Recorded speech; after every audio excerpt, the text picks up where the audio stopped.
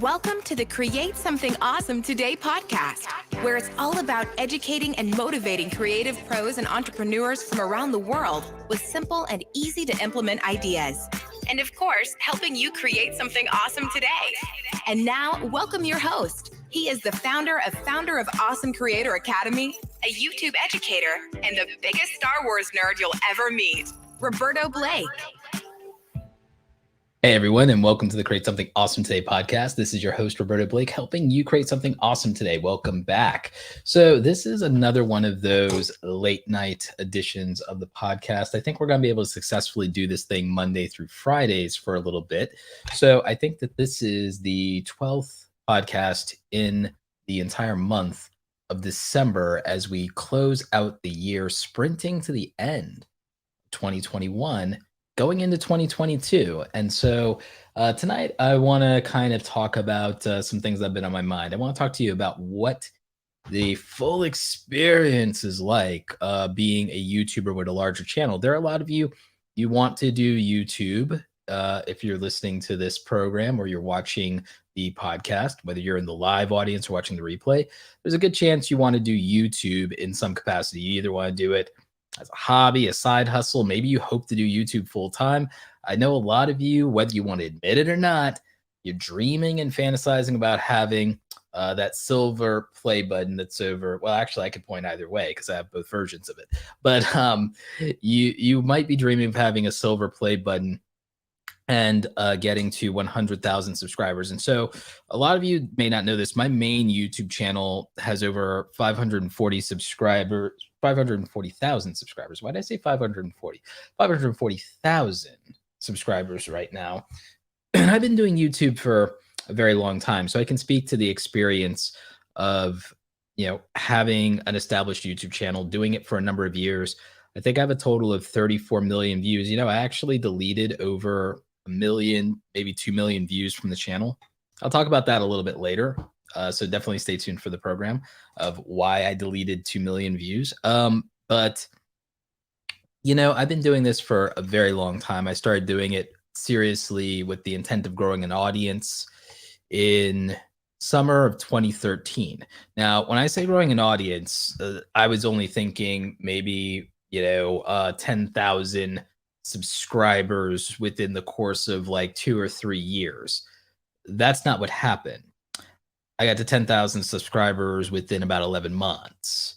And in the course of 3 years, I got to 100,000 subscribers. I got to 100,000 subscribers in, is it April or May of 2016? It was either April or May of 2016. I want to say it was the end of April. So I got my silver play button right before my birthday in June. And so that was in 2016. So for me, that was like 5 or 6 years ago. And so for most of the years after that, I successively grew by another 100,000, another 100,000, another 100,000. But then, as you all know, in 2020, the illness happened. And so the last 2 years of YouTube had been very different for me, not only from a growth perspective, but from a work-life balance perspective. And so it's radically different. I didn't become growth focused anymore on my channel, and it became maintenance mode, and it became harder and harder to make videos because things in life just kept on happening. And I think a lot of you understand that. I think a lot of you 2020 and 2021, a lot of you understand that these last 2 years have been a setback in life for a lot of people, for a lot of us in different ways and for different reasons. But for me, the last 2 years have probably been 2 of the hardest years on my mental health. And so they are also the 2 years that I probably have uploaded the least amount of content to my YouTube channels. Since 2023, it's the least amount of YouTube content that I've made since back in 2020. Sorry, why did I say 2023? Getting ahead of myself. 2013. 2023 isn't here yet. Oh God, please no. Not 2023, not yet. I still got to get through 2022. But yeah, since 2013, I had a consistent upload schedule for a very long time. For 2 years, I uploaded at least one video a week, for 2 years. Then for another 2 years and some change, I went basically daily. That's why on my main channel, over the course of 8 years, I ended up making about 1,500 videos. Now I've since like unlisted a lot of videos that were just like irrelevant at this point, but that was a lot. So, it took me 3 years to become an established channel. Yes, I am live. It took me 3 years to become a really, really established channel, 100,000 subscribers. And the thing is, that's relatively quick. Most YouTubers, that takes them 5 years or 7 years to do, if they do it at all, ever. Now, there's some people in that same time, they'll go to 1 million, but their channel might be different. It's whatever. I think I still have a lot of growth potential. I think my channel can definitely still grow. I don't do everything to grow my channel. That's the other thing. You have to understand, I started doing YouTube consistently at age 27. No, sorry, not 27. Sorry, age 28, age 29. I'm 37 now. In 2022, I'll be 38. So big numbers, getting up there.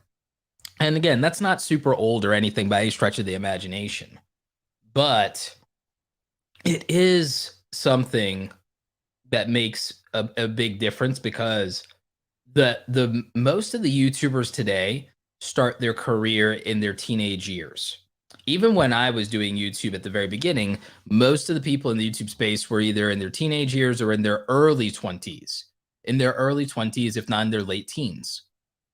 So the thing is, when you're doing things as a content creator and you basically start doing content creation at age 30, having a long career hits a little bit differently. It hits a little bit differently because, you're going through a very different season of life than a young creator. With young creators, they have just unlimited upside to everything in life. There's nothing but, sky's the limit. There's nothing but unlimited potential, unlimited upside, and they haven't peaked physically or anything like that yet. So young creators have an advantage in terms of, and again, everyone's life situation is different, but we're just talking in generalities here. Admittedly, we're talking in generalities. Young creators have usually the advantage of an abundance of energy, a lack of responsibilities, and possibly a lot more time freedom. And they haven't hit their physical prime yet, let alone their physical peak. Now, me, I am still in my prime. I have not fully hit my peak yet, but I'm reaching the last bit of that cycle as I get older. And so you have to really consider, even if you work out, you're healthy, you do all the things, as you get older, your life just changes. Not only does it change in terms of your energy, but also your mental health, your mental capacity, your emotional state. And there's a lot going on there, because you're also in a different season of life where your priorities, your wants, your needs, and desires are changing. And then also looking at YouTube differently. When you're a young person, YouTube is this fun, really exciting thing. And it can be that way even if you're older compared to your regular job. But once you've done anything for more than 5 years, once you've done anything that's challenging for more than 5 years, 6 years, and you're doing it, like you're reaching into almost 10 years of doing something. Once you're reaching into almost 10 years of doing something in a very consistent way, you can fall out of love with it. Or you might change your relationship with it. You might still love it. You might still like it, but it may not be something where that passion is burning as hot as it was a decade before. And so it's not the same thing as saying, oh, you're burnt out. It's literally just a matter of the fact that, I've been on YouTube for a long, long time. I actually even though I didn't take it seriously until 2013, I've been on YouTube since the beginning, since 2006, 2005, 2006. So I've been around YouTube since the very beginning. So it's been a very long time. Now, when you think about that and you look at all the changes you see in YouTube, it becomes harder to be very, very excited about things sometimes. Even if you like the content, even if you like what you're doing, especially when you get to a point to where what happens to bigger YouTubers, and this has been happening to friends of mine, they've made videos about this. What happens to larger YouTubers is YouTube stops being as much fun because it becomes work, and it's fun work. It's rewarding work. It's not, oh, it's not backbreaking physical labor as people like to point out. Sure.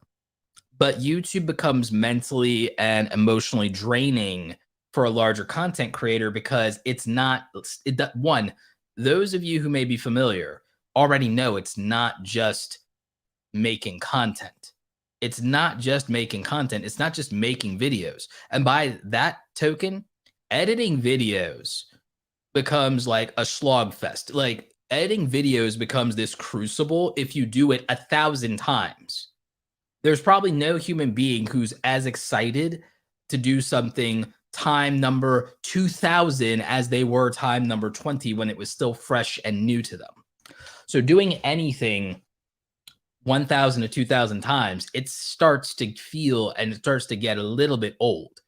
And so you can find yourself in a position where the prospect of doing that is not what it once was in terms of holding any excitement, and it just starts to feel like a bit of a chore. Now, what a lot of YouTubers do to get around this is they'll hire a video editor, and that'll take that away, and then they can do the part they like, making the video, coming up with the ideas, crafting the content. But here's the other thing.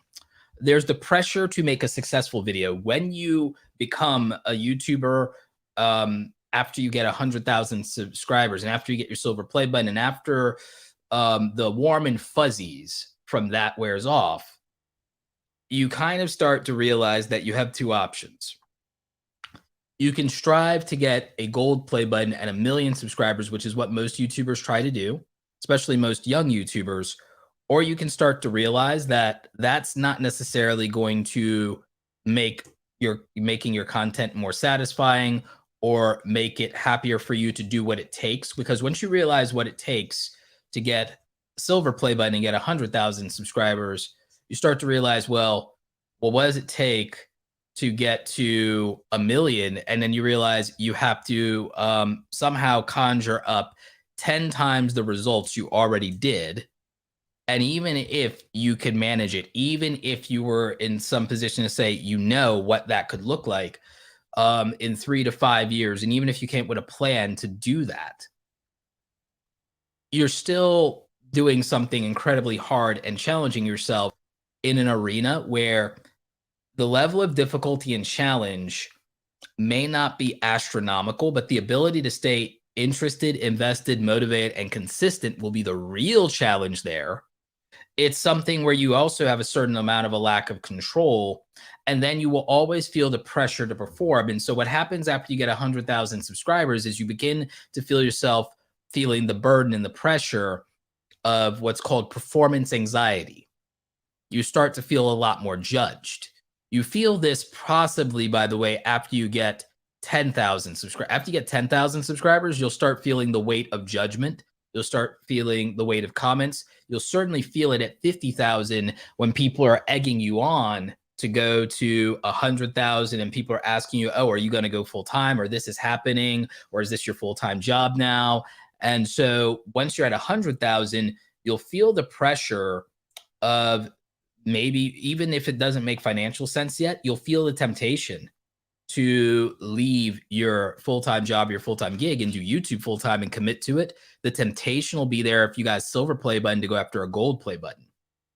So there's a lot of pressure that comes from this, just like any other job. And people don't realize that, except for there's a difference. When you do any other job, you don't risk failing in public in front of hundreds or thousands of people.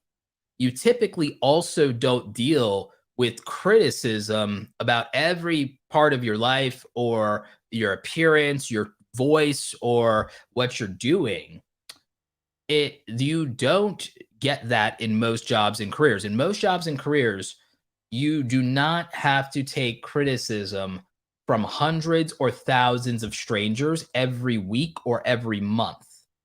And so people discount or disregard the impact that that has mentally and emotionally on your capacity to do work and not feel performance anxiety. And also that, when you have particularly harsh comments enough times, it can start to weigh on you.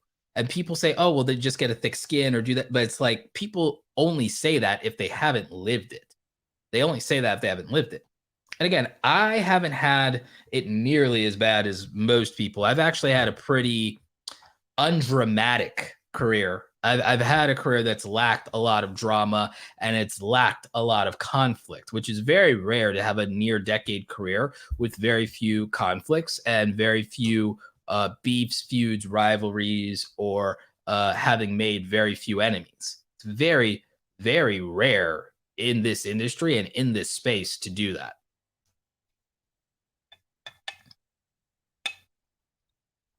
Now, with that being said, YouTube, and one of the most difficult things is, like I was telling you a moment ago, you risk failing in public every time you hit publish.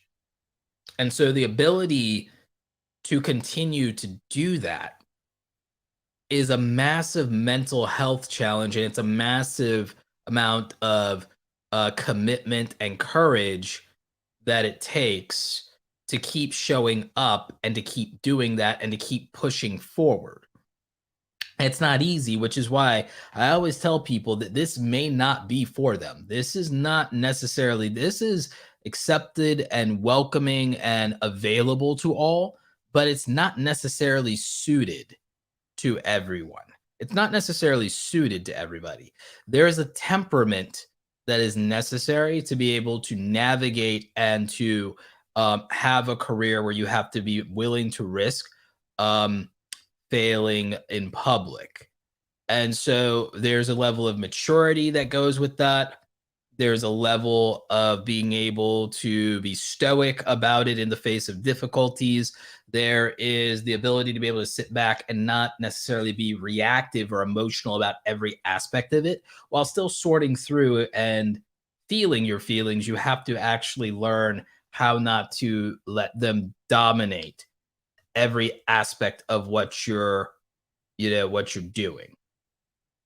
And so when you think about it, YouTube and succeeding on YouTube is more than just being able to craft perfect titles and thumbnails. That's certainly important. Being able to edit videos that get watch time and average view duration, being able to perform in front of a live audience. But the reality is that there are qualifiers to being a YouTuber. Now, someone said that it's not for insecure people. No, I disagree. Most YouTubers that I know, they're in the entertainment space. They do a good job of having a brave face. They do a good job of not responding to criticism.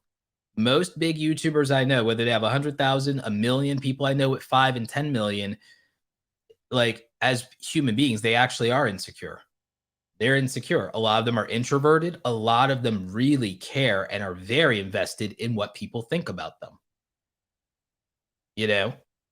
And so don't mistake what you see on camera when these people are doing their job for how they actually feel, or don't mistake what you see when they're doing their job for them not being insecure or not being nervous. Don't mistake them from being these extroverted, hyper charismatic people. And I'm not saying that's fake or that's a facade. I'm saying that's their job.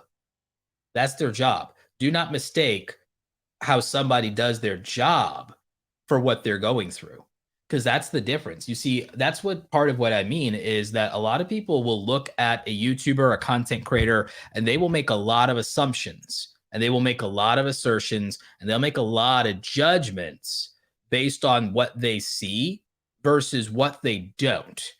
And the thing is, it's not about some contrived thing. It's not about them in any way misleading the audience. It's about the fact that there's a boundary called a screen that sits between you and a content creator. You can see what they're showing you, but you can't know how they feel. You can't know who they are. Not really, not past a certain point, because again, they're not showing you anything that isn't real.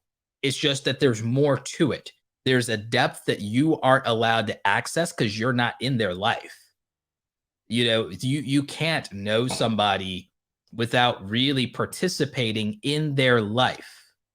Just because you're participating in an aspect of their life, you're participating in an aspect of your life. Right now, some of you work a 9-to-5 job. Your coworkers don't know what it's like to live with you. They have an impression of you that's based on how you do your job.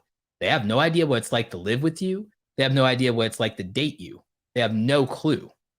Your friends that you hang out with, they have a different relationship with you than the people who grew up with you. They have a different relationship with you than your family. Your church community, they don't know what it's like to live with you.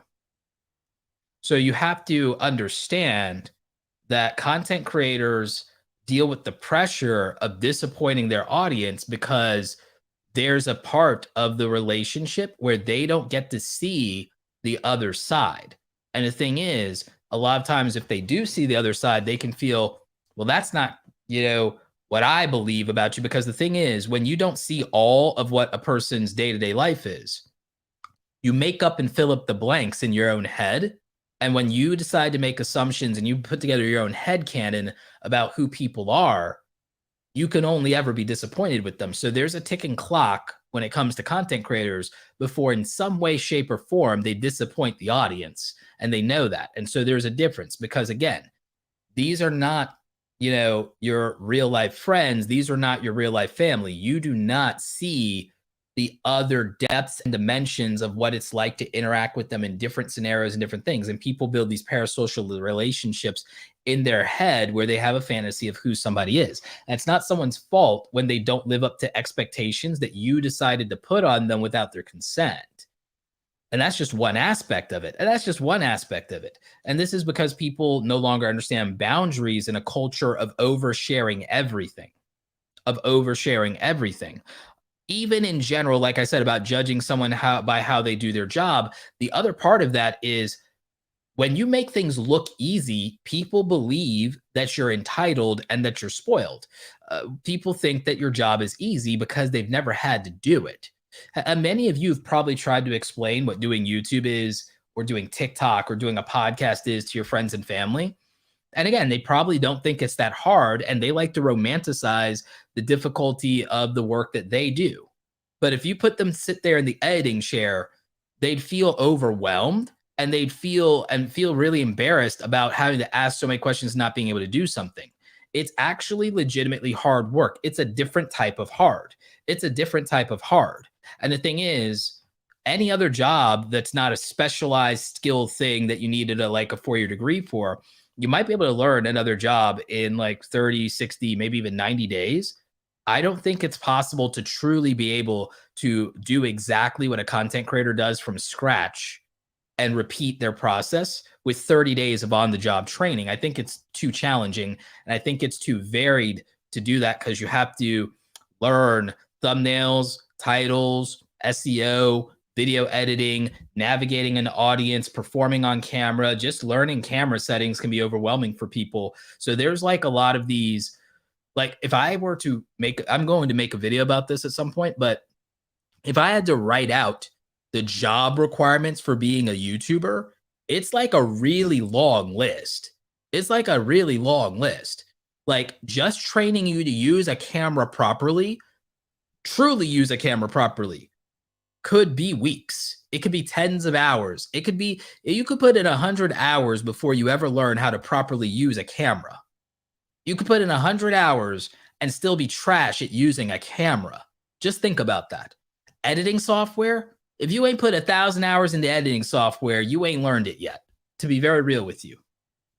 If you haven't put 1,000 hours into a video editing software, you have not learned it yet. You are still bumbling through it if you have not put 1,000 hours into a video editing software. And that's just real. And that's just one of the things you would have to do. learning video editing is one thing. Learning how to fix your audio if you screw it up. That's fun. That's really fun. Learning how to make proper like thumbnails. Learning how to write proper titles and headlines. Learning when not to respond to comments. Learning how to deal with haters.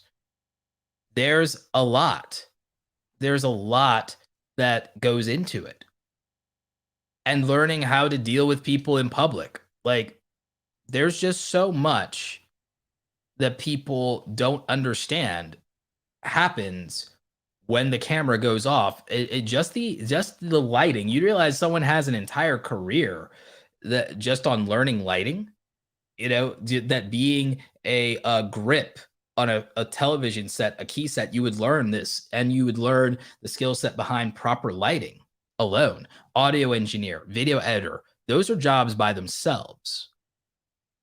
And then you have to be self-motivated.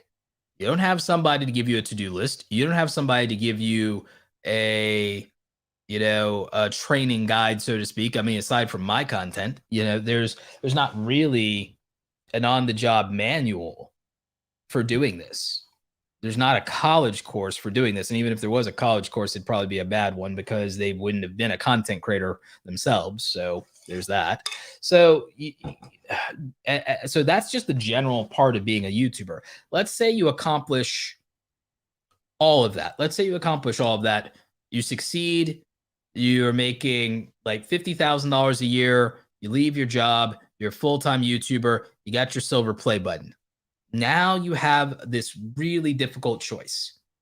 Do you keep making content with the hopes of growing the channel, or do you settle into making content you like, even if it doesn't grow as much? Or do you make content that is like going to make you the money you need to live? Like, what do you do?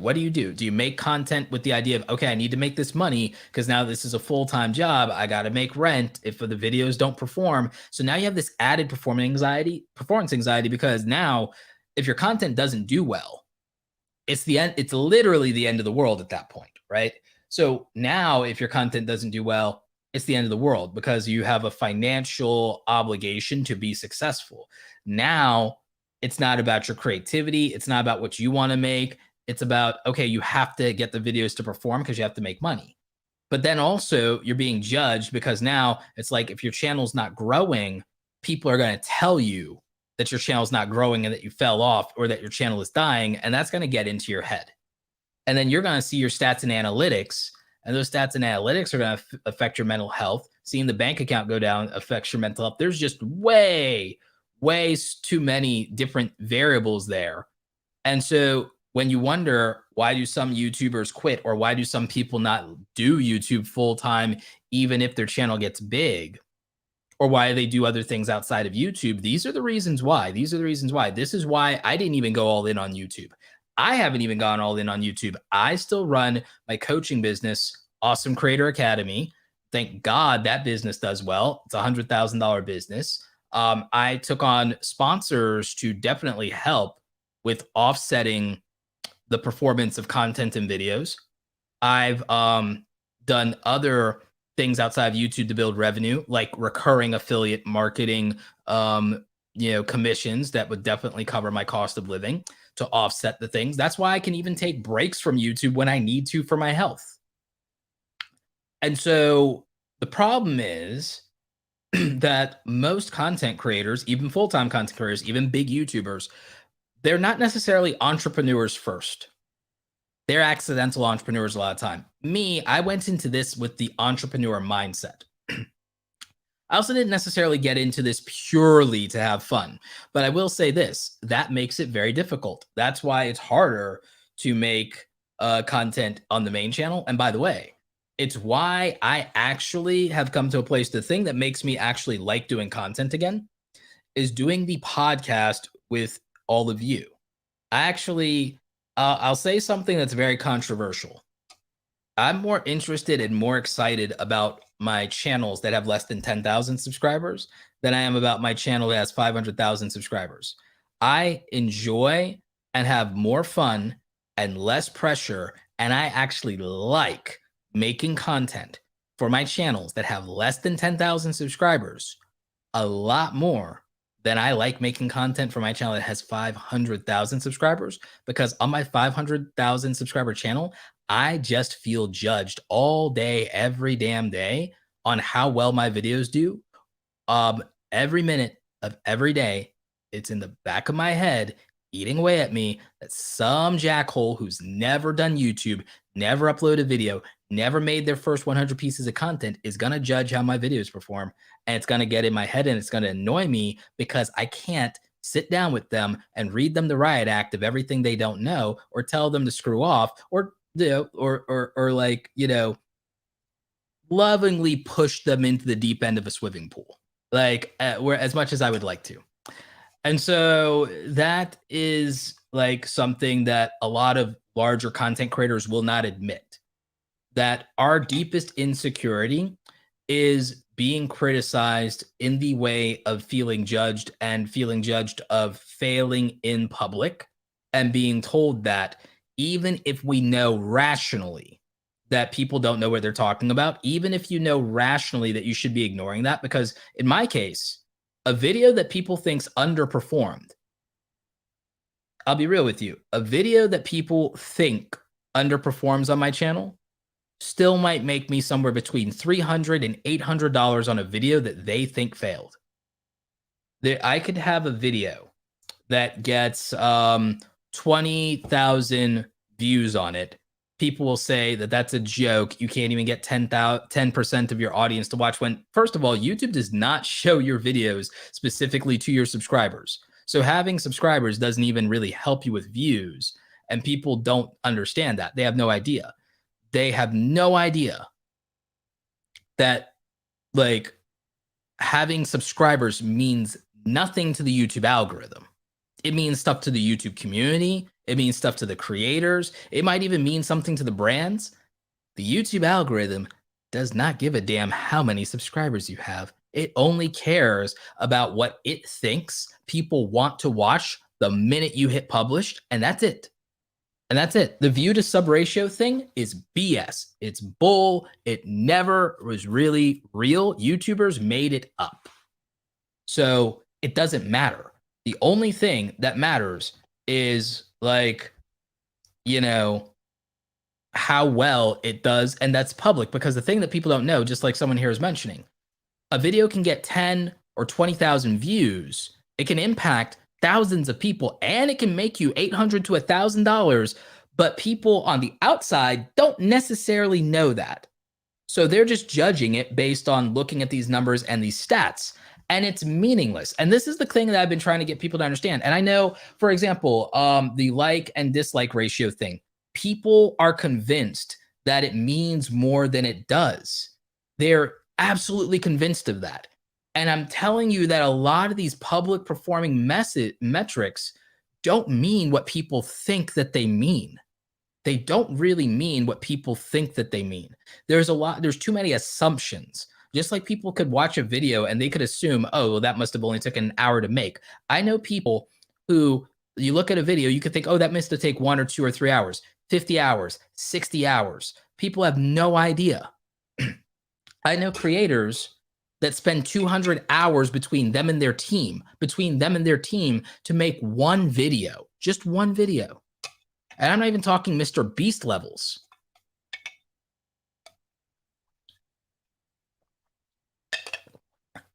I know people who, if I showed them how little money viral videos make, or how many big YouTubers straight up are demonetized. Do you know how many YouTubers I know that get criticized for taking brand deals and people say they sold out when they literally didn't sell out? It's that their videos got rapidly demonetized, or a lot of these companies did false copyright claims and stole these creators' money. But I see people getting criticized left and right lately for taking on brand deals. But they don't understand a couple of things. First of all, these viral videos that are entertaining typically have the lowest CPM and the lowest CPM and RPM rates ever. I'm talking 1/10 or 1/20th of what I make. I'm telling you, I will tell you flat out, entertainment YouTubers make 1/10 or 1/20th of what my ad revenue would be. And I've seen it with my own eyes. I've talked to my clients about it, and we've done a few things to help them out there. But a lot of them, they live and die by the brand deals because, and the membership, the monthly memberships, because their videos either don't make a lot of ad revenue or when it does make ad revenue, companies will find a way to claim it and steal it, and the creator can dispute it, but they also have to risk going to court over it. And the thing is, the money gets held up for about roughly 60 to 90 days. So the creator doesn't see that money. Even when they do get that money, there's a 60 to 90-day delay on it on top of YouTube's regular 30-day delay. So from a cash flow standpoint, being an entertainment YouTuber that makes viral content isn't sustainable for most people without brand deals at all. And that's not including the costs some of these viral content creators put into their content. And most people do not know about that. Most people do not know about that because they're used to, well, how they make content, sit in a bedroom in front of a camera or go out and vlog. And that's how they think it works. No.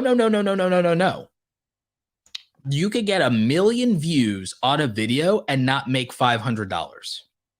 I've seen it with my own eyes.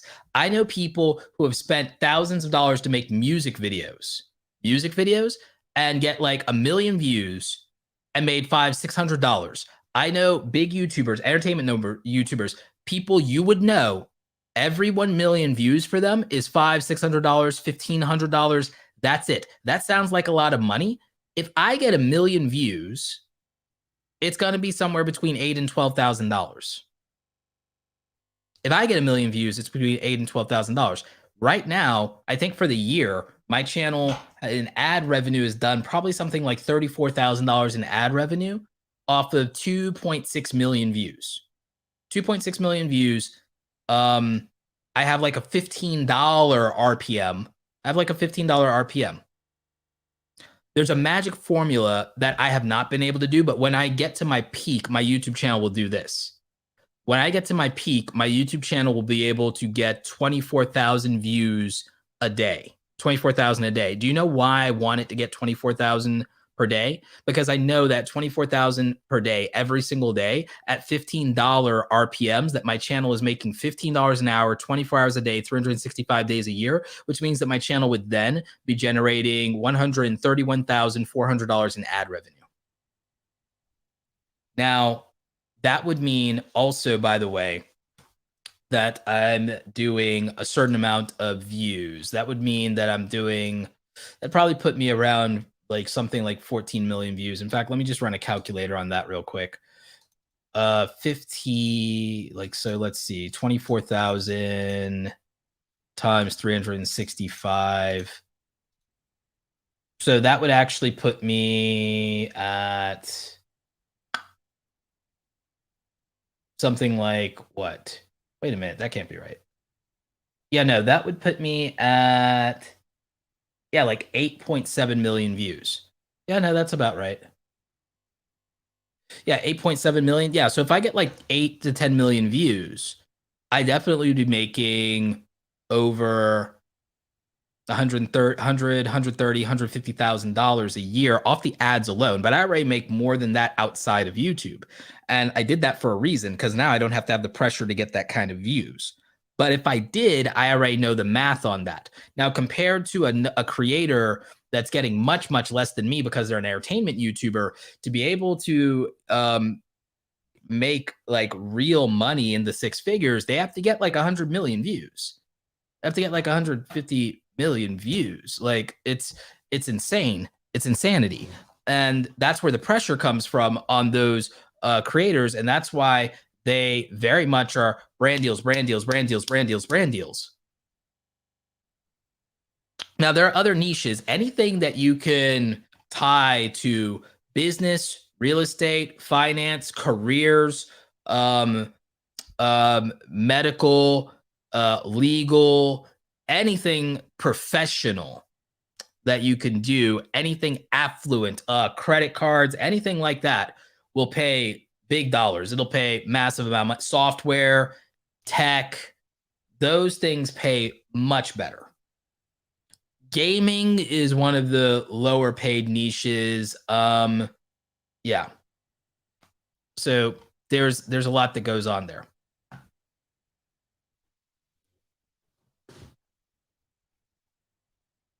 What there is a question in the live audience. So what do I thought about a creator pushing merch on sponsored video?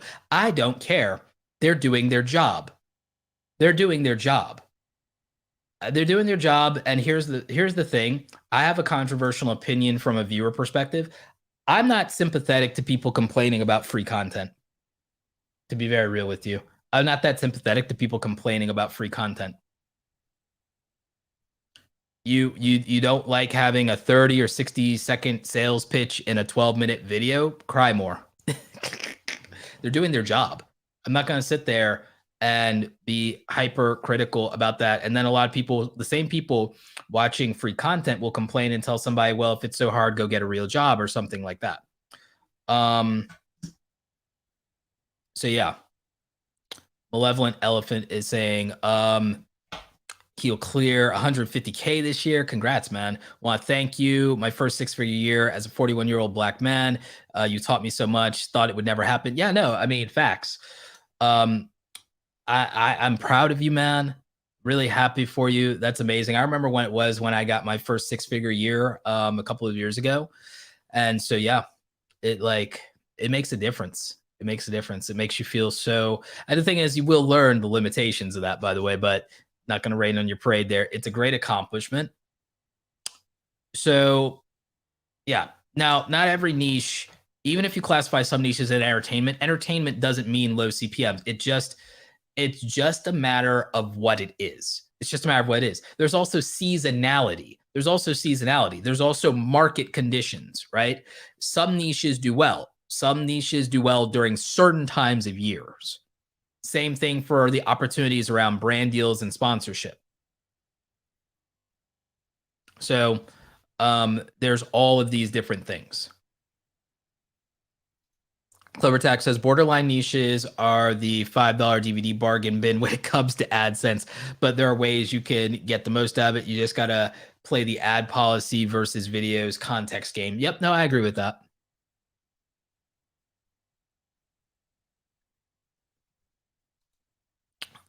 So someone in the chat is asking, is it easy to find brand deals with 2,000 subs? It depends on your niche. And it also depends on your actual plan for approaching brands. I mean, I think that people should focus on building their audience much more. I really do. I really feel like most people should focus on building their audience more. But I will tell you that if you are looking to do brand deals, well, I guess I'll do somewhat of an ad read, but I'll do it for my own product here. So if you're into the idea of wanting to do brand deals as a creator, I actually do have something for you. And right now we are running it in the last month of December only, because we will not be discounting in the new year. I do have the brand deals starter kit. And this is something I put together to help content creators earn more with their brand deals. This is $99 right now. There is a promo for it, but only till the end of 2021. So if you're hearing or watching the replay of this and it's no longer 2021, you missed out on it at its lowest price, because we're doing, I believe, a 50% off deal right now, and we'll never do it again. But so yeah, get it now if you're going to get it cheap. But we do have the brand deal starter kit, and it really is, it's not a course. It is literally a resource guide and system to help you not only get brand deals, but to help you actually price and charge more for your brand deals. It teaches you how to actually work with talent agencies and PR firms. It gives you a list of the 100 plus sponsors that are backing influencers right now. The influencer pricing guide. We're adding a media kit template. We give you the brand safety guidelines. We give you a resource where we consolidate the disclosures that you need to be able to do that to comply with FTC guidelines, both in the US and in the UK. And we do a whole host of other things there, and I'll be adding things to it. So right now there's a link in the description down below and on the show notes of this if you want to get the brand deals starter kit from awesomecreatoracademy.com. But just remember, the discount on this is only until the end of 2021. So if you're hearing this and it's no longer 2021, you missed out on it at the cheapest price possible. So the good news for you is it's $99, but we're giving you a lot more value than that. So there you go. And back to the show. But yeah, with brand deals, when you have less than like 5,000 followers in a platform, less than 10,000, it's not that you can't. It's that I'll put it to you like this. Once you set a price, it becomes harder to work your way up from that price. So when you do it very, very, very early, you're going to be charging very, very little. And once you start charging very, very little, it becomes very, very difficult. Oh, sorry. The discount code for that is in the description, by the way. Discount code's in the description. So the thing is, once you start charging a low price, if you start really early, it becomes very, very hard to move that price up. You can, and you should, and I teach that to people. But it's hard psychologically for most creators once they set a price on their sponsored content. Once they set a price on their sponsored content, it is very hard for people to work up the courage to raise their prices. And even if they raise their prices, most creators are still underpricing. And you would not believe how many creators I know with 250,000, 500,000, 1 million subscribers that are underpricing by as low as charging like half of what they should be charging. People are charging half of what they should be charging. I'm not even joking. It's that serious. And so that's why I started teaching this a little bit more aggressively, is because I learned most creators have no idea how to negotiate. Most creators are leaving a 9-to-5 job. They never negotiated aggressively for their salary. They never successfully negotiated a raise. They never were able to price themselves. Some of them have never been freelancers and they've only ever done hourly rates. They've never charged for project. And so they don't know how to work as contractors.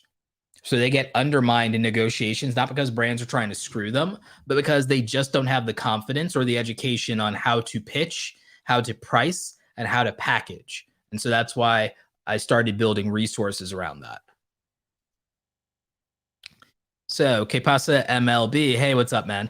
You changed our lives forever, Roberto. We grew from 5K to 56K in 2 years following your tips and your content. Thanks so much, man. And we actually, we did a coaching session together. And we talked a lot about analytics. Like, I'm really proud to see what they've been able to do with the channel. But yeah, brand deals are massively difficult for most people to navigate because they just don't have any experience with pricing. And you get undermined in negotiation, not because someone's trying to cheat you, but because it's not their business to tell you, like, hey, you should charge more. The person writing the check, you shouldn't be counting on them to say, hey, you should charge more. It'd be nice for someone to say, you know what, you're pricing too low, and here, I'm going to pay you what you worth. But if you're hoping for that, you're incredibly naive, and you probably don't have what it takes to be an entrepreneur if that's what you believe needs to happen or what you're hoping will happen. No, my friend. They're obliged to save money in their pocketbook. They're obliged to save the client budget, or they're obliged to save their own budget for their family or for their business or do whatever. It's your responsibility to charge what you're worth. It's not their responsibility to tell you to charge more if they're writing you a check. So you have to be able, they're not trying to necessarily screw you. It's that you need to have the confidence to price right. And you need to have the education to know what you're worth. And if you don't know what you're worth and you don't know how to price, it's your responsibility to learn. And if you have to do something about that, you have to go to a workshop, you have to hire a coach, you have to go to a course, you have to buy a resource, you have to, whatever you have to do, it's your responsibility to learn how to negotiate and how to price yourself. It's not someone else's responsibility who's writing you a check to just give you more just to give you more. So Gord, hey, what's up, buddy? Do you think that the ads going on non-YouTube partner program channel content over the last year has resulted in material changes to how the algorithm is working, organic reach or impact? No. In my video about this with YouTube putting ads on non-monetized channels. Everyone thinks that this was one more way of them crapping on smaller YouTubers. And I understand why it feels that way. So I'll tell you my conspiracy theory. My conspiracy theory, because of the timing and because of things I know and because of the timing, it was because of cancel culture. And I know that that's a hot take for people, but hear me out. YouTube's right to monetize policy is literally going to make them millions upon millions of dollars from now on, not because of small YouTubers, because I'll tell you a stat you don't know. 90% of all traffic, 90% of all the views on YouTube only go to the top 3% of channels. 90% of all the views on YouTube only go to the top 3% of channels, which means 90% of content creators are fighting over the scraps of the last 10% of all the views on YouTube. That's it. That's it. You think that it's disproportionate with the top 10% owning the stock market? No, my friends. And see, this is why that's a natural occurring phenomenon, because it's like it's YouTube and it's the stock market. YouTube works exactly like the stock market from my perspective. That's a naturally occurring phenomenon. That seems to be the circle of life, so to speak, right? And I know people may not be thrilled about that, or they might think that I'm like too happy or excited about that. I'm happy about understanding it and that my theory was correct. So I'm just happy about being right. Even when being right has a terrible outcome, I apparently care more about being right than anything else. And I'm being a little bit facetious, but it's to make a point here. So my conspiracy theory is this: knowing that 90% of all YouTube views are consolidated against a handful, comparatively a handful. It's actually literally tens of thousands of channels, but compared to the millions of channels that exist. But like, since it's consolidated around the top 3%, well, that means that there's not even collectively the amount of money you could make off of small YouTubers monetizing their videos is not even close. That's just collateral damage. The real goal here is that when they have to demonetize a big YouTuber because of a scandal temporarily for 90 days or a year or indefinitely, you think of scandals like what happened with Shane Dawson, David Dobrik, Jeffree Star, James Charles, people like that, getting suspended for 30 or 90 days. Well, when YouTube has to suspend their ad revenue to make it feel like, okay, we punish them. Well, YouTube only gets paid if there are ads running on their channel. So when they were demonetizing them temporarily, it meant that there were no ads on the channel, which means YouTube was losing millions of dollars in the space of these windows of time where they demonetize these creators. Sometimes as much as, say, like 3 million in a single month. If you're YouTube and big creators with scandals could cost you tens of millions of dollars per month because you have to punish them in some way, or they break the rules, whatever it is, then here's your answer and your solution. Because you're already splitting monetization 50-50 with, well, 55-45 with them. What if you have a policy called the right to monetize? What if you have a policy where you have the right, and again, allegedly, this is my quote unquote conspiracy theory. So imagine, instead of losing money when you have to demonetize and slap one of your big talents on the wrist, when Dobrik or the Paul brothers are up to shenanigans, well, what do? Do you lose $10 million in a 90-day window? Oh, no. You create the right to monetize policy, and now you can run ads and not even have to split the money. You can run ads and not even have to split the money. So now, instead of getting 45% of zero, you're getting 100% of all of it. It's brilliant. And so I respect the hustle. It's like, okay, I see what's happening here. That's why, again, when small YouTubers thought this was about them, I'm like, oh, no. I can do math. No. I can connect the dots. I see what's happening here. Because again, why? Like, think about it. Collectively, you don't make that much money. Even collectively, off of all small YouTubers, it would never add up to just one of these creators. It's not even close. Just because of the difference in traffic that we're talking, it's not even close. The opportunity to take 100%, though, well, that's too good. Like, so again, that's how I see it. That's my conspiracy theory. So I would, like, I don't think that it's going to massively change the algorithm. I don't think that it I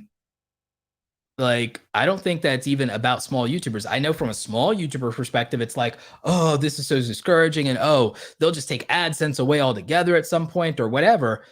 No, I look at it and I go, well, wait, if I stand to lose millions on my biggest top tier talent screwing up and getting bad PR, and I gotta punish them, I gotta slap on the wrist, why lose money?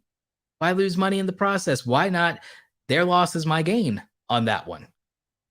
I'll run ads anyway and just release a press release that says that we demonetize them. But if you see ads, well, we have this thing called the right to monetize, so we're still making money.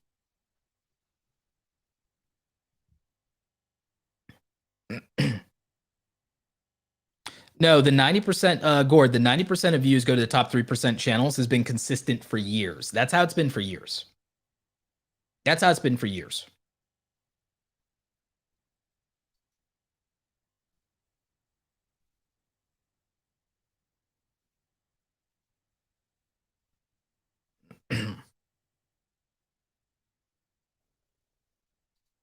So Indiana says, also you mentioned in a previous live streams to admit our vices. I called myself turning my vice wine into a skill and a hobby. I'm still going, but I'm apprehensive now thinking about a new niche already. No, I can see that. Sometimes people do turn their vices into their content, and that happens. So, but kudos to you for recognizing it.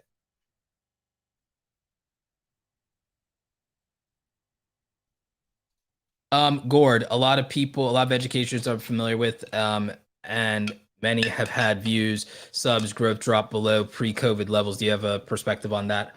Well, COVID gave everyone an artificial bump to begin with because of people being at home.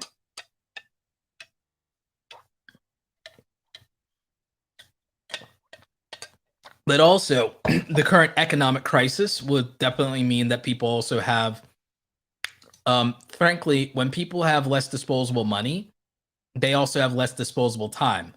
The pandemic and COVID, there was a lot of cash relief efforts. There were a lot of other things going on. So you had a little bit of a COVID bump. You also had new people acclimating to things. If anything has shifted the algorithm, it's YouTube Shorts. If anything has shifted the algorithm, it's YouTube Shorts. Because now it's changing viewing patterns because it's changing previous watch history and then what's promoted. So, yeah. If anything is changing anything, it's YouTube Shorts. I mean, if you want an example of that, masters of long form content, Colin and Samir, they were doing great. They were crushing it. But when they pivoted to doing YouTube Shorts, they blew up. Thank you. When Chris Do was already crushing it, but when they introduced YouTube Shorts and started dominating on YouTube Shorts, they blew up even more with Chris Do with the future. So yeah, YouTube Shorts is the thing that's changing everything. And it's not necessarily an algorithm shift as much as a culture shift. Melly Sink. Hey, what's up, Melly? Really appreciate all your support. You're a total sweetheart. Nothing to do with what you're currently talking about, but I like the color of your shirt. Yeah, I like this too. I broke this out of the closet a little bit. Over the weekend, I was wearing my maroon one. I like these two colors. These are kind of my holiday colors, but I do like what they're doing with my palette, so I like that. Gord says, greatly appreciate your insights. Just did my first short, so I guess it's good to dive into them. Do you think you can do a tutorial on shorts? I'll try. We're still experimenting with shorts. I'm actually going to be making a shorts channel. I'm going to be doing two things that are a little extreme in 2022. We'll try to do the podcast Monday through Friday in 2022. We'll try and do the podcast Monday through Friday. We're going to literally try to just do the podcast Monday through Friday. It will not always be a midnight run like this, but we will try to do the podcast Monday through Friday. And so that will be part of the new normal. The other thing is I'm having content edited down from my regular content for a shorts channel. And so we're going to ultimately do a shorts channel for me to test shorts, and then we'll eventually possibly introduce it into my main channel. But that, you know, might be different. That might, well, so we're going to see how it goes. KPusa LLB says the amount of subs is irrelevant in many cases for brand deals. I know that a channel with 9.3K subs and they have over 9 deals now, including Goya, Subway, and Publix. Yeah, like a lot of you are too worried about subs. That's part of why I made the brand deal starter kit. A lot of you worry too much about subs. And in that, I break down and give you a guide to what brands actually want and why and how to package and pitch. It matters a lot. Interesting question. Tape Training System says, what does YouTube look like in Web 3.0 with regard to the rise of the metaverse? Eventually layered content. YouTube has already experimented with VR content in the past. So I imagine that there's a future in YouTube that is VR, some AR layering elements. I also anticipate in the future, this will be further along, but I believe dynamic serving content. I'm making a video about my YouTube predictions, by the way, before the end of the year. So I have YouTube predictions coming out before the end of the year for 2022. I have YouTube predictions, social media predictions, and metaverse predictions all coming out toward the end of the year. And so here's my thoughts on that. Here's my thoughts. Eventually, not for 2022, but maybe before 2025. I was talking with Nick Nimmin on a different episode of the podcast. Watch the episode of the podcast about the WhatsApp scams, and me and Nick Nimmin talk a lot about this, but I believe there will be a point where you'll get dynamic serving thumbnails that will adapt to your audiences, and so you'll be able to have multiple thumbnails. I believe that eventually YouTube will be able to translate your thumbnails to, if you have words in your thumbnails, they'll be able to translate them to the language people speaks. And I believe that YouTube will have virtual AI dubbing options. Basically like Netflix, they'll have a virtual AI dubbing option where they can dub your content to match whatever language someone needs to hear it in by 2025 or 2030. So those are like 2025 to 2030. I believe that these things happen. Thumbnails is easier. Dynamic serving thumbnails is easier. The OCR technology on the thumbnails, that could come later. The dynamic serving AI-based audio dubbing, definitely by 2030, I believe in that for sure. So I believe in that. I believe AI closed captioning will get better over the next 2 to 3 years. We won't even need third-party services. YouTube's AI will just get better at that. So I definitely believe in that. I believe we'll also end up getting better editing tools to be able to edit our content, but not in a misleading way, but be able to do more with it. By 2025, I believe that if you need to, you'll be able to do things like if your music gets claimed or copyrighted, you'll be able to strip that part out with and still keep your voice in there, even if you already uploaded it. I believe you'll be able to edit that out without ruining your voice content by 2030, 2025, 2030, something like that. I believe more monetization options will open up on YouTube too. Gord asks, how often do you think you should publish shorts? I ask because I'm just healthy enough now to do regular videos, 1 per week. Thinking of doing shorts on your channel, like maybe just do 1 short a week to see if you even like it or see how it performs and then go from there. So like just do a couple of them and see how it goes. Shorts have not worked as well on the main channel. They've worked all right on my other channels. Shorts have worked out all right. But we're going to experiment with it. We're going to do 100 shorts next year. We're going to do 100 YouTube shorts. They just won't necessarily be on my main channel. We're going to do 100 YouTube shorts on a shorts channel. We're going to do 100 episodes of the podcast or more next year. That's the goal. So we're just going to do 100 of each content format.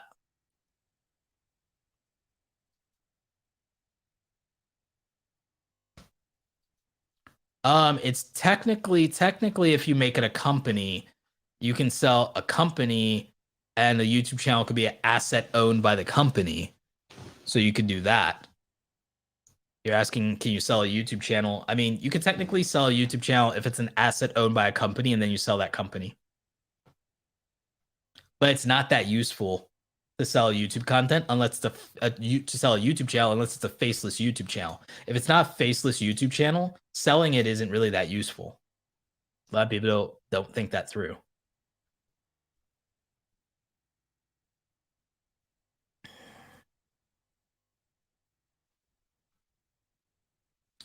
Yeah, keeping the voice and deleting the background audio. I think that that's like a couple of years out. I think that's somewhere between 5 to 10 years out.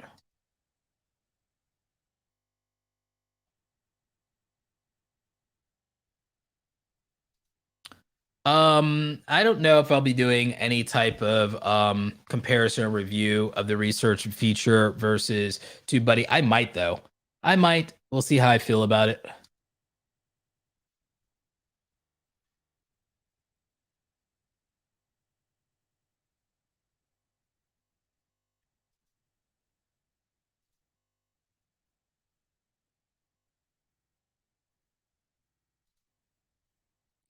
Um, Doc Do It. Doc Doolittle says, question, what are the top 3 platforms to promote your YouTube content outside of YouTube? So here's a common mistake. People think that driving traffic by promoting their content outside of YouTube is what I'm talking about when I talk about promoting. I think you should think about what 3 platforms are best to connect with your audience outside of YouTube or your desired audience. What 3 platforms make you part of the community aside from YouTube? What 3 social media platforms would make you part of the broader community of people that you talk to or want to talk to outside of YouTube? And so for me, I think obviously every YouTuber should be on Twitter, though kind of not, because I mean, you could also be on Twitter and then you could either get harassed or canceled. So there's that. Yay. TikTok is good for going viral and getting awareness, and then people find out you're a YouTuber because they'll check. So that could be good. And then having a deep emotional connection with your audience, I find around your lifestyle and who you are as a person, that Instagram is good for that. So the thing is, I believe in using the other platforms holistically. I don't believe in using them to drive traffic to YouTube as much as I believe in using them to become closer to your audience and to build a better, deeper ecosystem. So there's that. I am on Twitch. I haven't done a lot with it lately. I plan to do that. What event am I planning to be soon? Social Media Marketing World. I'll be at Social Media Marketing World 2022. Thoughts on AI writing YouTube scripts? I actually am making a video about this. I'm looking for AI things to test against YouTube. I think it's interesting. I don't think it's to the point to where it can truly be competitive with a human, but it can inspire you. So I'm really interested in it. I actually want to do a video about it. I don't even know if it'll be a main channel video. It might be a podcast. I could end up like Ethan from H3, and I could just end up going all in on my podcast more and liking that more. And like, I don't think I'll ever abandon my main channel, but I could see myself going all in on this podcast more. And I think that's what'll happen. I think I'll end up doing 2 videos a week on my main channel in 2022. I'll end up doing 2 videos a week, sometimes 3. And then what'll end up happening is I'll end up doing the podcast almost every day.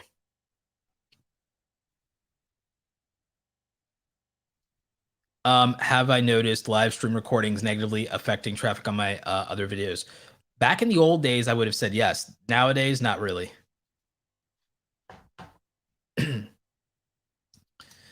Will love one of your videos talking about differences between YouTube and Twitch monetization. Yep, I plan to do that. Can you make it on only YouTube without other social media accounts? Her healthy home. You can. Most YouTubers kind of do, but it's a liability because there's a lot of reasons that you could end up not having access to your YouTube audience. I understand people being worried about stretched thin and burning out, but like relying on YouTube is a liability. Relying on YouTube is a liability.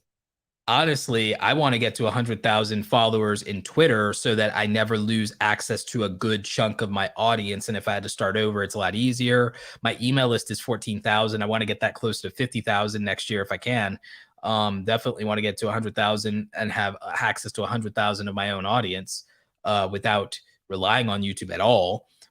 So I want to get to 50 to 100,000 in all of my other platforms and get my secondary channels all to at least 10,000 to make sure that I'm not that my main channel doesn't ever feel like it's a crutch. And I think that in general, YouTube becomes a crutch, which is why, yeah, I am going to do stuff with Twitch. Yeah, I am going to do stuff with TikTok. Yes, I am focusing a lot more on my Instagram and want to get to 50K. It's currently at 23K.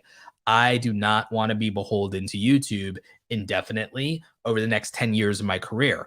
I've given a lot of focus over the last 10 years or so to my YouTube channel, and to YouTube as a platform. I now want to diversify. I want to go hard on Spotify. I want to go hard on Instagram and TikTok with Reels and with TikTok content, and then even YouTube Shorts. I want to not be over leveraged in YouTube. It's my career portfolio is over leveraged in YouTube. If I have my way, it'll go more like 40 or 50% YouTube, kind of like how Warren Buffett's portfolio is 40% or more Apple. I'll go 40, 45% YouTube.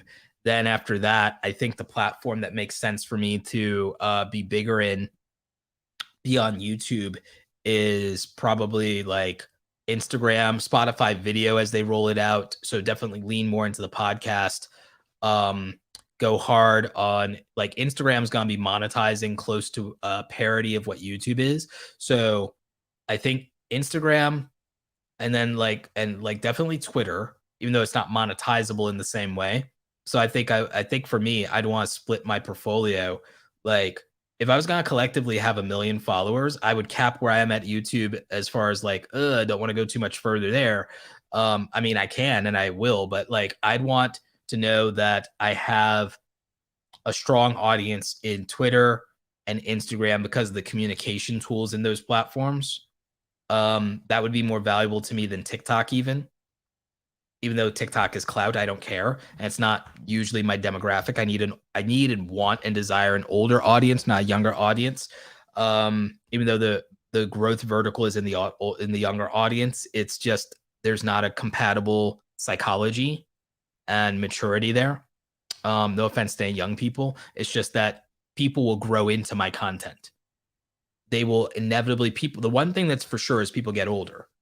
And the thing is, the older you get, the more palatable my content becomes. So I believe in that. Why is Kelly Stamp's channel dying? Kelly Stamp's channel isn't dying. See, that's the thing. That's a misnomer. Just because something is not getting the growth it was getting or having the momentum it was having doesn't mean that it's not growing. So people that doesn't mean it's dying. People have this, if it's not growing, it's dying kind of thing. There are YouTuber life cycles and there are trend life cycles. And the thing is, Kelly Stamps is doing fine. But also she's, like she said it herself, she's losing some motivation that will be reflected in your content. And then you can get a second wind. And so she's getting a third of her views because, well, she's not in the same place she was when she was trying. Like, you see what I'm saying? There's a difference between when you're like really going hard, right? Because someone can make that argument about me, by the way. Someone can make that argument about me very, very easily, except for one little thing. I'm making more money than I've ever made. That, and I'm back here and like I'm grinding the podcast channel and I'm grinding the music channel and I'm crushing it on the podcast and on the music channel. So the thing is, I don't know what Kelly is doing outside of her main channel that we may not see behind the scenes, but I do know that in her situation, it's easy to get burned out. And so the thing is, I think when you burn out, sometimes it's an energy and motivation aspect of being reflected in how you approach content. I know it's definitely been that way for me. She still cares, but it's like there's grind mode and then there's not. Like, so she's fine. And her channel will, like, there'll be another season where Kelly Stamps like just starts blowing up again and popping off and it'll be great. And people will be like, oh, she's back or whatever. But that's just a perception thing from an outside view versus what's happening internally behind the scenes. I don't believe as much in audience fatigue as other people do, because here's the thing. I know analytics. I know that that's not real. Like, I mean, it's kind of real. It's more real if you're a small channel. But the reality is that like I've had cycles and seasons of my channel growth, and like COVID is a different animal. And the thing is also with Kelly's content, there's a shift where people were when she was in. So like Kelly blew up really during the pandemic a lot. We're in a place where if you want to talk about audience fatigue, it's not fatigue with the YouTubers as much as it's fatigue with life right now. Right now, people are just mentally and emotionally in a completely different place, and content doesn't hit them the same way. And I don't think it's audience fatigue, or I don't think it's anything she's doing differently besides internal motivation stuff. But I will say this, for a lot of content creators, they're going to have to readapt to what a like long COVID culture is. Like, because here's the thing. I don't really believe in audience fatigue because analytically and anecdotally, YouTube mostly will be showing your content. When you're growing, it's that YouTube is showing your content to new people. If you are getting higher views, if you're getting more views, it's not because you have subscribers and you have an audience that's then getting tired. It's because YouTube's finding a new audience. That's why I don't believe in audience fatigue. I don't believe in audience fatigue because I don't believe in view to subscriber ratios. And because I know that new growth means new viewership. It means exposure. So you can't have audience fatigue when growth, and you can't use audience fatigue to explain a lack of growth when it's about resonating with a new group of people. All growth comes from new viewership.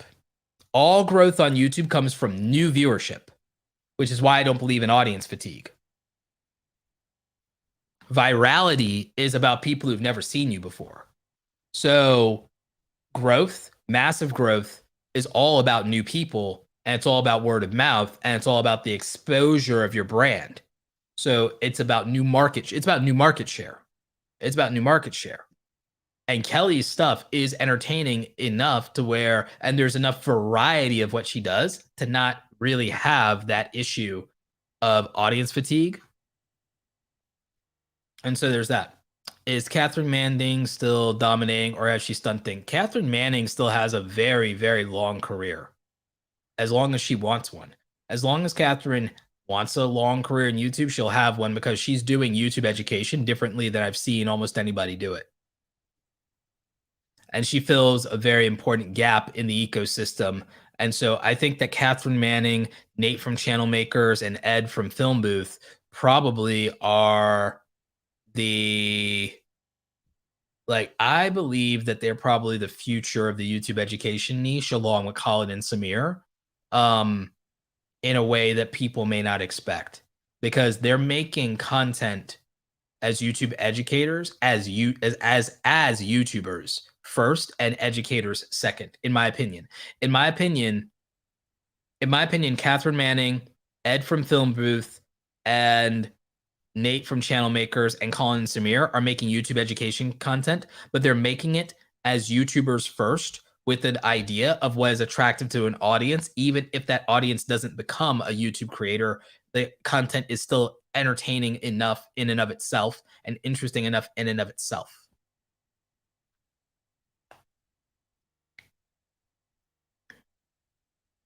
Yeah. Also, I think there's enough of an audience for Catherine's vlogs. I 100%.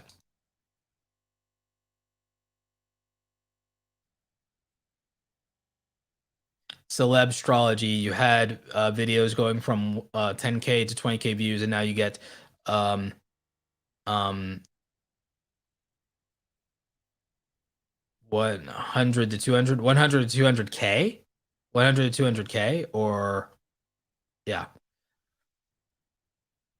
Like, I believe that creators need to also consider like the culture of what's happening in the ecosystem and what's happening in the world and what's happening at a moment in time in terms of cultural relevance to the psychology of their viewers and the psychology of the people who would watch their content, and realize that that plays a role. And it's not just about your content, it's about, well, what is the person watching your content going through today?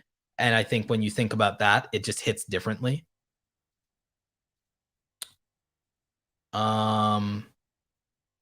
Oh, I see what happened. You took a break for 3 months, and I think it plummeted your channel. When you take long breaks, it is rough, And I think that YouTube Shorts made it rougher.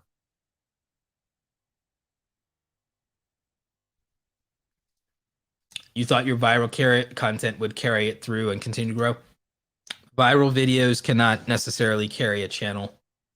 But the thing is, you have the capacity to make viral videos. You have the capacity to make videos that make 10 and 20K and 30K views. So that means you can, as long as you just keep making videos, your channel can come back to where it was. But you'll have to, but it might take a minute. It might take a good minute.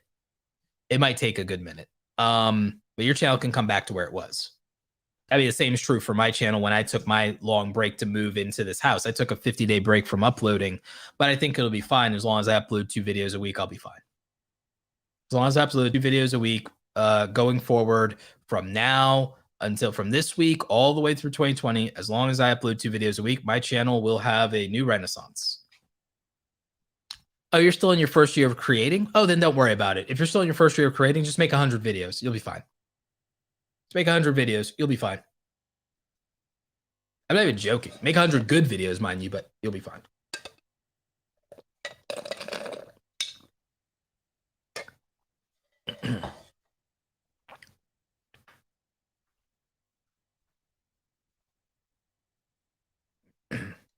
Switch Corner says, I'm not sure I will ever go viral at this point. Kind of given up on that. I don't worry as much about going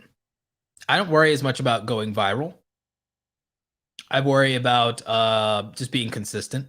That's what's always worked for me. And Twitch Corner, with your content, I think that consistency is just what'll win.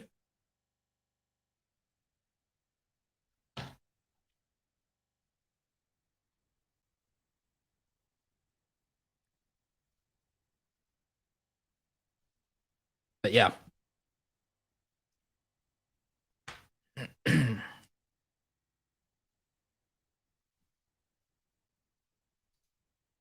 Nice. Nice. Do other platforms convert subscribers to paying customers at a higher rate than YouTube? I believe that many podcasts absolutely do, especially if you look at something like my friend Pat Flynn, Smart Passive Income podcast, a lot of real estate podcasts do, a lot of personal finance podcasts do. Facebook has always been good for that, to be very real with you. Instagram has always been good for that. But I don't know if it's at a higher rate. I think it's different for different niches. And I think it's different based on the content creator and their abilities.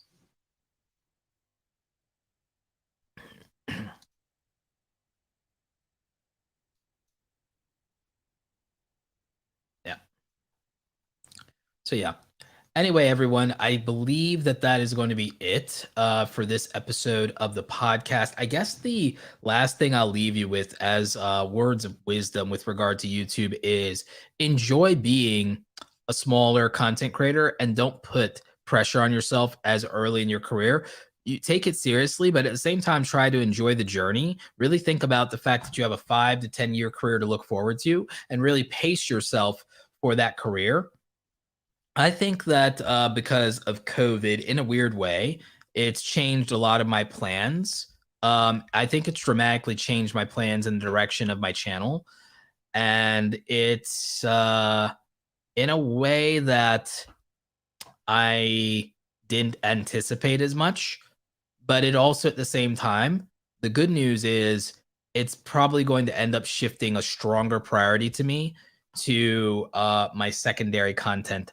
And I think it's actually going to be healthier for me than trying to pursue, like, I would rather be consistent on my main channel, create great educational content and resources on my main channel, convert more people from my channel to paying customers and to deep members of my community. And I think the content that I'm going to enjoy making the most is going to be just doing this podcast and just talking with my community and growing this audience here to 10,000, 20,000. Hell, why not 100,000? Why not turn the podcast into a 100,000 channel? So I think that that's doable, believe it or not, with your help, as long as you guys are sharing, engaging, communicating, smashing the like button, and coming back to the program. I think that maybe in a couple of years, we'll look back and this will be a 100,000 subscriber channel in maybe another 3 years. And I think I'll continue to enjoy it. I like the community aspect. Community is what allowed me to be a daily content creator for like 2.5 years back in the day. Maybe it's what'll bring me back to that kind of grind here without it feeling like a grind. Because I'll tell you, the thing that I looked forward to today more than anything probably was doing the podcast, honestly. I would say that out of everything today that I look forward to, and today was not a good day for me, by the way. In the real world, today was not a good day for me. Today it was a frustrating day or with Comcast and Xfinity.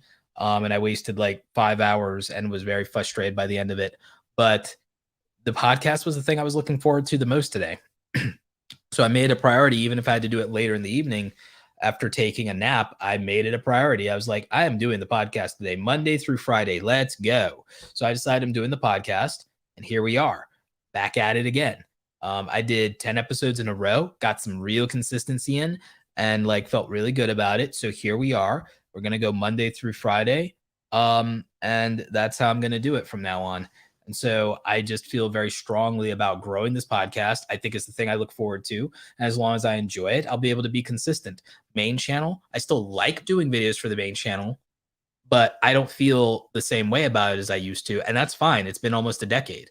The podcast is the thing that feels fresh and feels exciting and feels deeply rooted in community. And I look forward to talking to you and answering your questions. So for me, I just feel like I mean, it's so awkward because I know everyone aspires to be a big YouTuber. I like the intimacy and community of my smaller channels more. I like being able to know that I can respond to every comment. I like being able to know that that there's like just a stronger community and people don't get lost in the weeds as much. And I feel right up until 250,000 subscribers, I had that a lot more. So that's something that just makes me feel a lot better. So actually, in a weird way, also the thing is, it's still exciting on this channel, on the podcast channel, and on my music channel. It's still exciting to see how videos perform. It's still exciting, and I get a rush out of seeing a video hit 500 views again. And that just feels different. Like when I'm like excited about 500 being excited about 500 views and knowing that I can probably, getting excited about 500 views and knowing that I could probably name 30 of the people who I know watch the video feels really good. Like I can't really describe. Maybe actually I don't have to, because I think if any of you are small YouTubers, you understand that feeling probably better. You understand that feeling. And the thing is, I didn't really keep track of my main YouTube channel on my grind from like 0 to 10,000. I didn't really pay attention to the growth, and I didn't really think about it. I didn't bother to taste, because I was like working so hard as a full-time freelancer and my YouTube was part-time, and it was exciting. It was fun, but it's like, I didn't measure the growth. I didn't think about it. I thought it was slow growth. It turns out it was fast growth. I didn't understand what I was doing so well, which is why I didn't really start explaining anything I was doing until I had like 30, 50,000 subscribers. I didn't tell people how to grow a YouTube channel until I had like 20, 30,000 plus subscribers. Like a lot of people, they start telling people how to do YouTube at like 1,000 or 10,000 subscribers. And there's nothing wrong with that, I guess. But I didn't tell anybody how to do anything on YouTube until I had like 20,000 plus subscribers. And I didn't really start talking about it until I had over 100,000. So to be back again in the trenches and be excited about 500 views, be excited about just breaking 1,000 views on a video again, it feels different. I will be honest. It feels different. It hits different to be excited about starting over. I think most content creators hate starting over. They agonize over it. They're frustrated by it. I think they hate it. I actually like it. I actually like it. I like feeling less pressured. I like celebrating a small win. I like feeling closer to what I'm doing. And the thing is, I'm kind of doing it the way that a small YouTuber might do it, because I've been making all my YouTube thumbnails for the podcast in Canva, just like you guys do. I've been using what's like a free software, and I've been tasting what it's like to do that as a small YouTuber. I'm using StreamYard, link in the description, by the way. Like, I'm using StreamYard. Any of you guys could be using StreamYard free or one of the cheap paid plans. Yes, I'm using a fancy camera, but you could be using a webcam. You could even be using like an Elgato. This thing like is $200 and it would give you the same look that I've got going here. You know, these lights are Elgato lights too. It doesn't have to be wildly expensive. So it's like, I'm doing this podcast the way that theoretically a small YouTuber could do this podcast that I'm doing with Elgato gear on a budget and Canva and basic things, StreamYard, Canva, all that epidemic sound, all of that stuff. So like I'm doing the way that I'm doing this is closer to what the average like content creator is doing. So it actually also makes me more grounded. It makes me understand what the small YouTuber experience is in a way that most content creators are not willing to go back in time and just start over. Um, if they do another channel, they'll do everything to pump their new channel to like 10,000, 100,000 subs with no content before they're ready to do content, because before they even post content, just so they can feel like they have an audience. They're not willing to build and grow all over again. And I kind of like starting over and tasting it and knowing that it's like, okay, like I can like do and I can do different content. I mean, the music channel is a good example of this. The music channel is a good example of this. See, on the music channel, I'm not using Canva. In the music channel, I am like sourcing art and hiring artists, and I'm doing all kinds of craziness over there, hiring ghost producers, but doing all the design work, doing the After Effects animation, doing all that stuff from scratch. So like on the music channel, I'm out there, and now I've been pumping for the last couple of days. I've pumped like 5 videos in a row on the music channel. Like I've been grinding. I've been a beast. I may not have been uploading to my main channel, but I've been a beast. Like, so like it's been really cool to also see that grow as well. And so I'm going to go hard on all of these things in 2022. And I think because of doing the podcast and the music channel, I think it's going to be the reason I don't burn out, because I feel like just starting something different, tasting it again, and like being excited about 500 views on a video, being excited about seeing another 100 subscribers. It's the thing that will make sure that I can still love YouTube years from now. So that's something to think about. Last question is, are you going to do a video about your goals for next year? That will be an episode of the podcast. So with that, let's go ahead and close up the podcast. Then we'll do, for the live viewers, we'll do a little bit of Q&A. If you're watching the replay or you're listening to the audio version, you definitely want to subscribe on the YouTube channel and hit notifications so that you will know when I'm going live, even if it's in the dead of night. And you will want to follow me on Twitter at Roberto Blake, so you also get those updates. This has been another episode. We will catch you tomorrow. Stay tuned and stay awesome. This episode has ended, but your creative journey continues. Visit createsomethingawesometoday.com and access all links and resources mentioned in today's show, all designed to help you create something awesome today. Okay, and now you guys have got 5 more minutes with me, and then I'm going to go to bed and wake up in another 7 hours. But yeah, let's go ahead and do some Q&A real quick. And then I'm going to go. So you got 5 minutes with me to ask whatever you want. Yes, Gord, the podcast somewhat is a form of therapy. It's very cathartic. Variety is the spice of life. I agree. Yep, having something different outside the main channel, something to enjoy, something different helps. Absolutely, something to look forward to. How often do you watch other content creators? How do you find a healthy balance? I do not watch that much. I mean, there's certain things I watch. I watch my favorite commentator, Inferno Omni, so that I know what's going on in the world. Sometimes I watch Philip DeFranco for news when he's not on vacation. If anything crazy is happening and if either of them reference it, just to keep up with news. Like if I watch YouTube, a lot of it sometimes is keeping up with, okay, what's happening in the news or what's happening in social media, what's happening in the world. So I watch Colin and Samir. I watch H3. I watch Drama Alert. I watch Omni. I watch Philip DeFranco. And that keeps me aware of what's happening in the ecosystem and from a variety of sources. So I don't have to worry about whether I'm getting purely biased information. I can see all sides of it by watching those commentary channels. So Philip DeFranco, Omni, Drama Alert, H3, and Colin and Samir.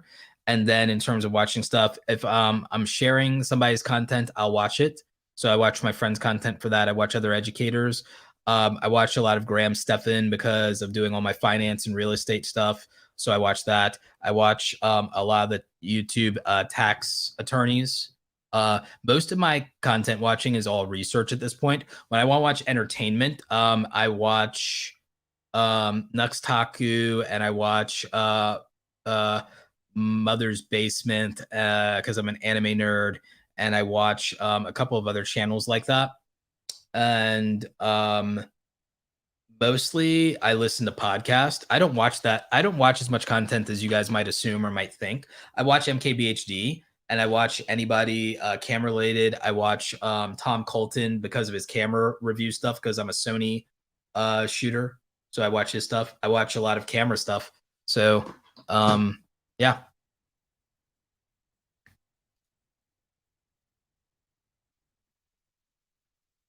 What would you advise on growing a music accordion channel? I have to think about that one. Off the top of my head, I don't know.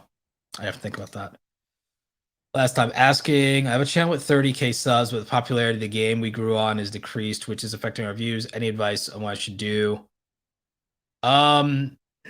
I'd have to think about that. I mean, if you tie yourself to, I mean, the Game of Thrones people, they had this issue when that series died off, when other series die off, when people attach themselves to a series and then the series goes on hiatus or the series dies off, or if the company gets a scandal, it's rough. It's rough. You tied yourself to a game, you grew up that game. The only thing you can really do is if the community cares about another game or has moved on to another game, is you have to move with the community. It's really the only thing you can do. It's rough. Like if you tie yourself to a franchise and then that franchise either ends or ends up in a bad situation and is disgraced in some way, or the company or some the lead actor or actress has a scandal, it's rough.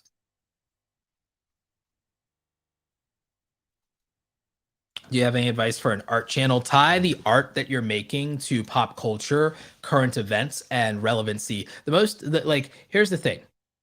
I'll tell you, I've already actually, you could watch a previous podcast where I tell you my honest advice about growing in YouTube in 2022. It's a couple of episodes ago.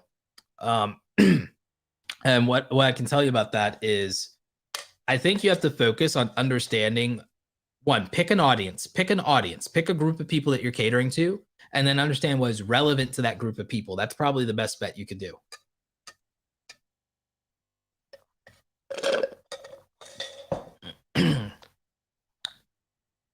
Are you excited for the holidays? What are you most looking forward to? I don't know. I am excited for the holidays. I don't know what I'm most looking forward to be honest with you. This is the type of year where I get really reflective. This is the type of year where I think about a lot of things and have a lot of things on my mind. So, what am I most excited about for the holidays or looking forward to? I don't know. The year went by so fast. I don't know. I guess I'm looking forward to cooking and doing like New Year's dinner. New Year's dinner, I guess.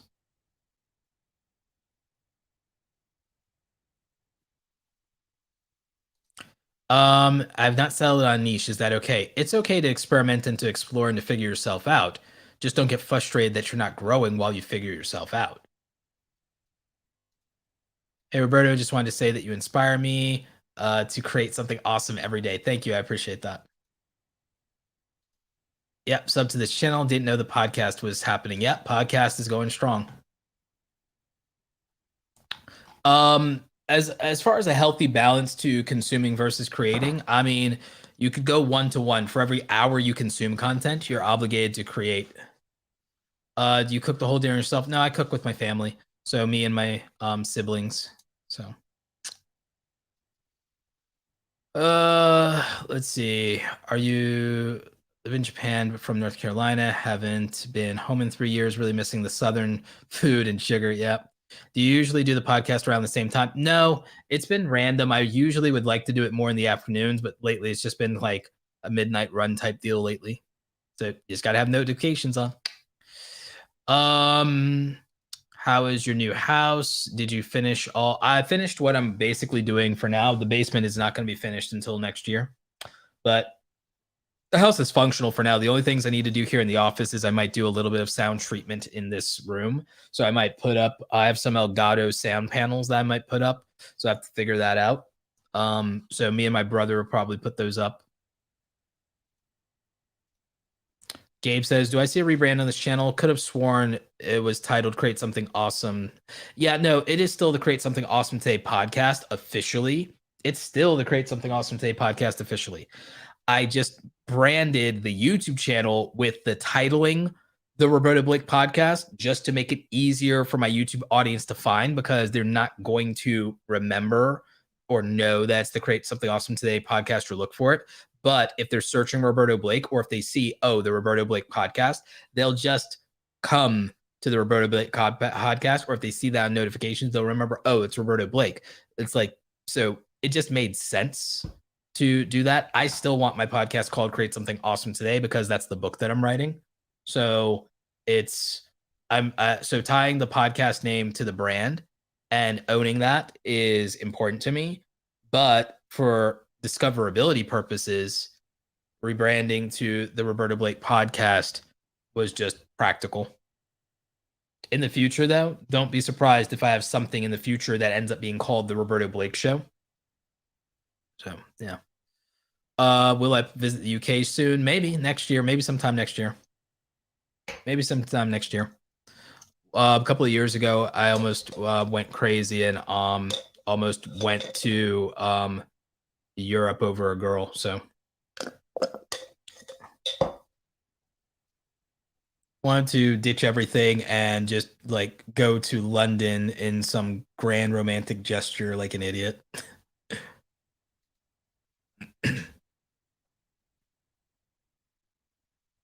Are you going to show us before and after the remodel of the basement? Hopefully, yes. Besides uploading 100 good videos, which I'm on the way to doing, what is the next big thing I should focus on as a new creator?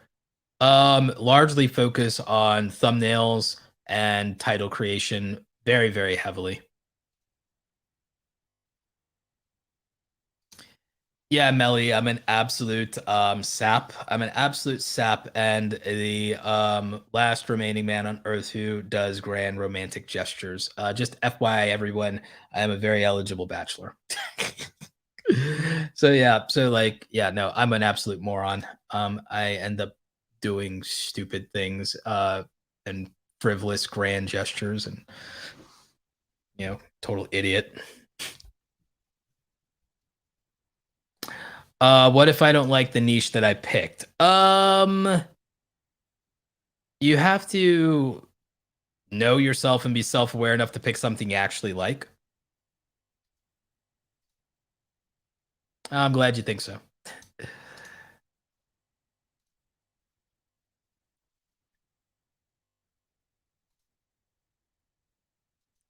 All right, so I think that's it, you guys. All right, so that's it. I'm out of a voice here. Anyway, yes, let's hope so, Melly. Anyway, that's it for tonight. Hope you guys have a good one. Happy holidays if I don't see or hear from you before then. And we'll do this again tomorrow. Stay awesome. Bye.